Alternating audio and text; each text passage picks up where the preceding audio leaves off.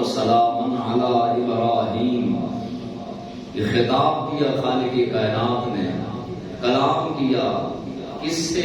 آگ سے کلام کیا. اور آپ کو خالق کائنات نے فرمایا کہ آگ سلامتی والی ٹھنڈی ہو جا میرے ابراہیم پر. اور جناب ابراہیم کو خالق کائنات نے خلیل کا لقب دیا، خلیل اللہ.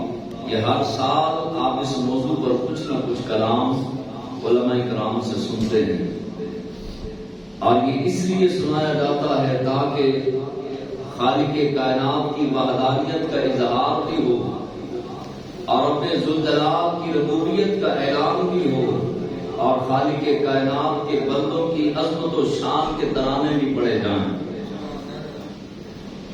حضرت ابراہیم علیہ السلام یہ اللہ تبارک و تعالیٰ کے وہ برگزیدہ بندے اور وہ برگزیدہ پیغمبر ہیں کہ جن کی پشت مبارکہ سے رب نے اپنے محبوب کو پیدا کیا ہے. ابراہیم علیہ السلام کی دو شاخیں ہیں، اولاد کی دو شاخیں ہیں. ایک اسحاق علیہ السلام جن کی پشت سے 70,000 کم و بیش نبی پیدا کیے گئے. حضرت ابراہیم علیہ السلام کے ایک لفظ جگر کا نام حضرت اسحاق اور دوسرے کا نام جناب اسماعیل علیہ السلام. اسماعیل علیہ السلام کی پشت مبارکہ سے رب ذوالجلال نے پوری کائنات کا دلہا محبوب خدا کو پیدا کیا. حضرت ابراہیم علیہ السلام جس دور میں پیدا ہوئے نمرود کی بادشاہی تھی.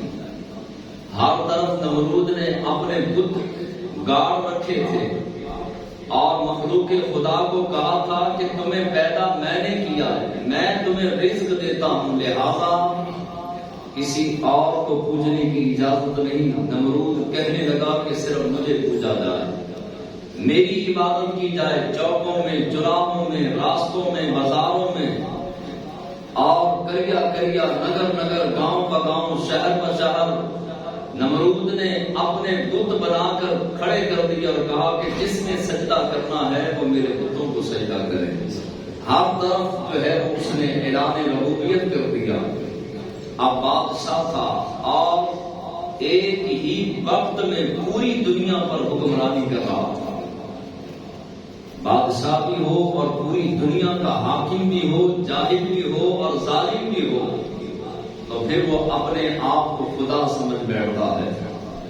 لیکن خدائی پوری کائنات کو چلانے والا پروردگار چند سال کی مہلت تو دیتا ہے، لیکن خالق کائنات یہ ضرور بتاتا ہے کہ دنیا چلانے والا کوئی انسان نہیں بلکہ پروردگار عالم ہے. سبحان اللہ.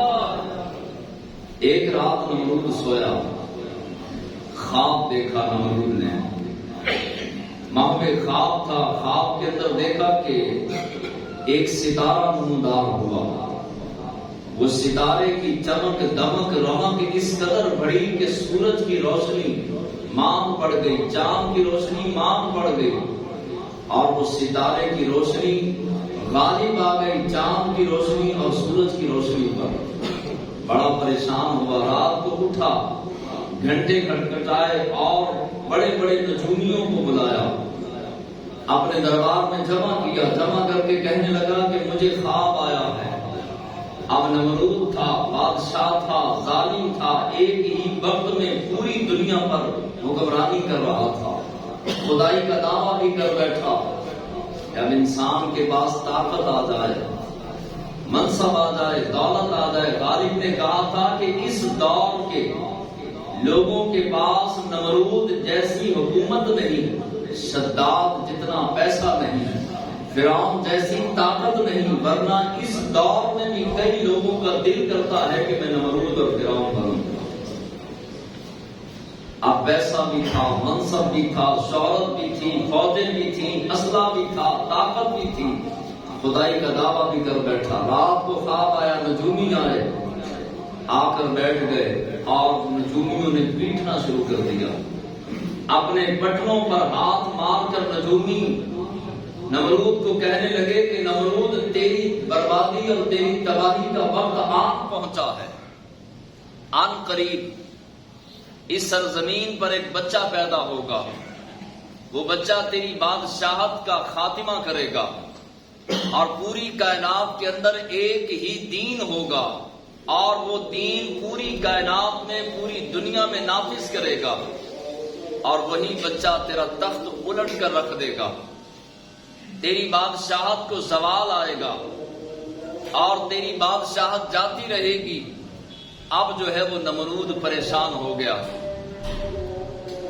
رنگ جو ہے وہ زرد پڑ گیا، پریشانی کے عالم میں نجومیوں کو کہنے لگا کہ اب اس کا حل کیا ہے۔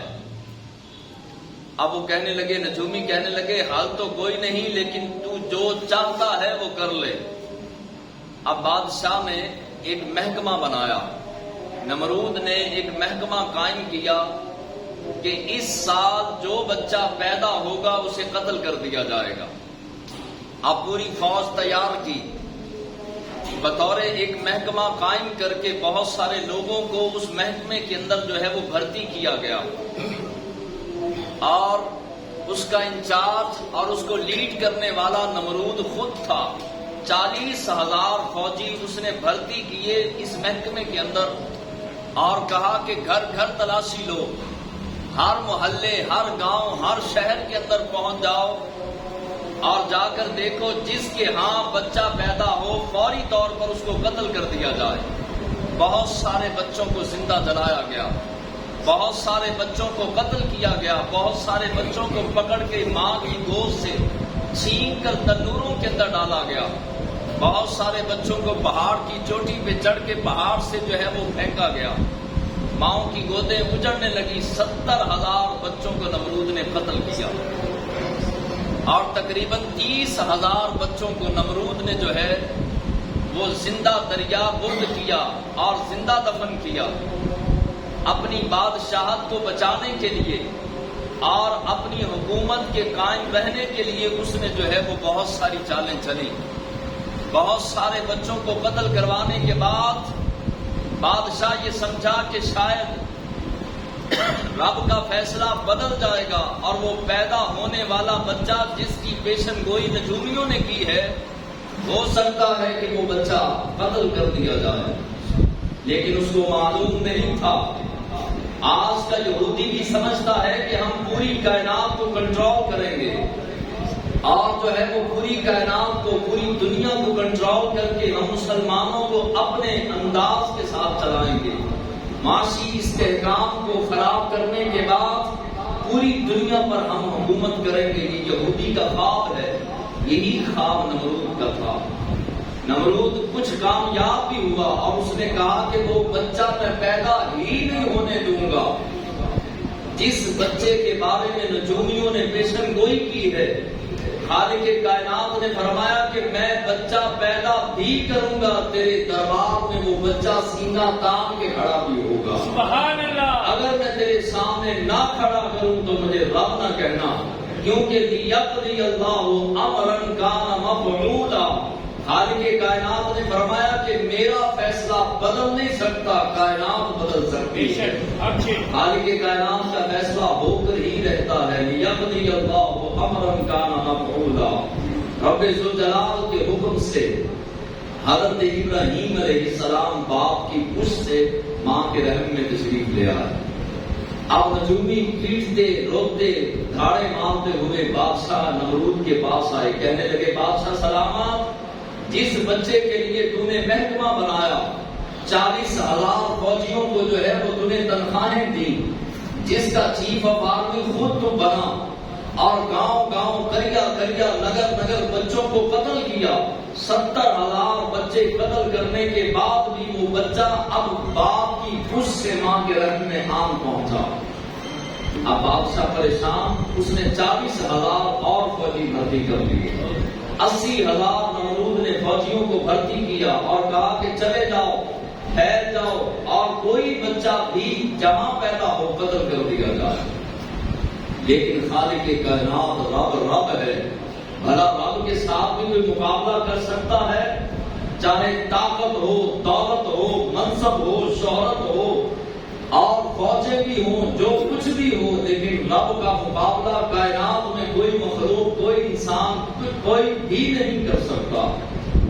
ادھر حضرت ابراہیم علیہ السلام کی ولادت باسعادت کا وقت قریب آیا۔ آپ کے والد گرامی نے جنگل کے اندر ایک تہہ خانہ بنایا۔ آپ کی والدہ محترمہ جناب ابراہیم علیہ السلام کی والدہ محترمہ اس تہہ خانے میں پہنچ گئے۔ حضرت ابراہیم علیہ السلام تشریف لے آئے، سبحان اللہ، ماں کی گود میں کھیلنے لگے حضرت ابراہیم علیہ السلام۔ اور جب بولنے کا وقت آیا، جب آپ کچھ کلام کرنے لگے، تو پہلا کلام ابراہیم خلیل اللہ علی نبینا علیہ السلام کا کیا تھا، سنیے۔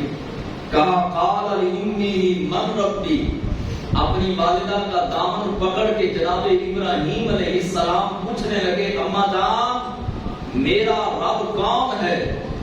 تو اماں جان سمجھ گئی جو رب کا سوال کر رہا ہے یہ رب کا خاص لگتا ہے۔ تو آپ نے تعارف کروایا کہ تیرا رب وہی ہے جس نے مشارق و مغارب و شمال و جنوب، زمین آسمان، کائنات کا ذرہ ذرہ، چاند سورج ستارے سب کچھ بنایا۔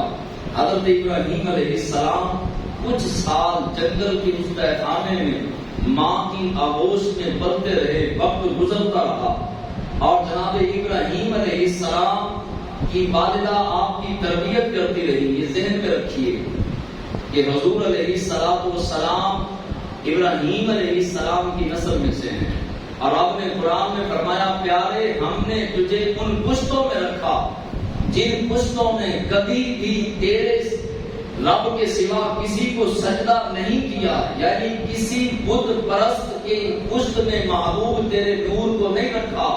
ہمیشہ تیرا نور سجدہ کرنے والوں کی پشت سے چلتا چلتا جناب عبداللہ تک پہنچا۔ سبحان اللہ۔ تو بعض لوگ کہتے ہیں کہ ابراہیم علیہ السلام کے والد کا نام آزر تھا۔ آزر آپ کے چچا جان تھے، چچا تھا، اور آپ کے والد گرامی کا نام علماء نے اور جلالین کے اندر اور ساری کے اندر اور دیگر بزرگوں نے، ترمذی بخاری کے اندر بھی موجود ہے، آپ کے والد گرامی کا نام تعارف تھا، اور وہ سجدہ کرنے والے یکتا پرست تھے، خالق کائنات کی عبادت کرنے والے تھے، رب کو ماننے والے تھے۔ حضرت ابراہیم علیہ السلام پرورش پاتے رہے اور خالق کائنات کی تمام تر خوبیوں کو اپنے انداز کے ساتھ بیان کرتے رہے۔ آخرکار حضرت ابراہیم علیہ السلام کو آپ کی والدہ لے کر جب گھر پہنچی تو آپ کے والد گرامی کا وصال ہوا، تو آپ کے چچا نے آپ کی تربیت شروع کی۔ اس کا نام تھا آزر۔ وہ بت گر تھا، بت بناتا تھا، اور بت بنا کر منڈیوں کے اندر بیچا کرتا، اور نمرود کا خاص بت بھی وہی بناتا تھا، اور ایسا بت گر تھا کہ ویسا بت گر پورے ملک کے اندر نہیں تھا۔ حضرت ابراہیم علیہ السلام تو ایک دن جو ہے اس نے بت دیا، آپ کے چچا نے بت دیا اور کہا کہ یہ بت میں نے اسپیشل بنایا ہے، دیکھو اس کی خوبیاں، یہ خوبیاں ہیں، جاؤ اور منڈی کے اندر جا کر اس کو بیچ کر آؤ۔ حضرت ابراہیم علیہ السلام نے وہ بت لیا، لے کر اس کے گلے میں رسی ڈالی، رسی ڈال کر اس کو گھسیٹتے ہوئے لے کر جا رہے تھے، راستے میں گندی نالی آئی اور کہا، اس بت کو کہا کہ تجھے تو پیاس لگی ہوگی، ابھی لڑک پن ہے۔ علماء فرماتے ہیں 15 یا 16 سال کی عمر ہے۔ لڑک پن کے اندر حضرت ابراہیم علیہ السلام نے رسی بت کے گلے میں ڈال کر گندی نالی میں اس کا منہ ڈال کر کہا کہ تجھے پیاس لگی ہوگی، سفر بھی کافی کر لیا ہے، اب پانی پی۔ اب لوگوں نے دیکھا کہ ہمارے بت کو گندی نالی کے اندر ڈال کر پانی پلایا جا رہا ہے، تو انہوں نے کہا کہ تجھے پتا نہیں کہ یہ پانی نہیں پیتے؟ تو ابراہیم علیہ السلام کہنے لگے، اتنے بے کس خدا تمہارے کہ اگر گندی نالی میں بھی ڈال دو تو وہ اپنا دفاع نہیں کر سکتے، تو تم ایسے بتوں کی پوجا کیوں کرتے ہو؟ ابراہیم علیہ السلام جا رہے تھے، راستے میں ایک بڑھیا ایک کھڑکی کھولتی ہے اور کھول کر کہتی ہے، اے ابراہیم، آپ کے چچا کہاں ہیں؟ آزر کہاں ہے؟ جناب ابراہیم علیہ السلام نے پوچھا کہ تمہیں آزر کو کیا کہنا ہے؟ وہ بڑھیا کہنے لگی کہ میں نے بت خریدنا ہے، میں نے اپنا خدا خریدنا ہے، رب خریدنا ہے۔ ابراہیم علیہ السلام نے تبسم فرمایا، مسکرائے، فرمایا کیا بات ہے، کیا رب بھی کبھی خریدا جا سکتا ہے یا بیچا جا سکتا ہے؟ لیکن یہ بتاؤ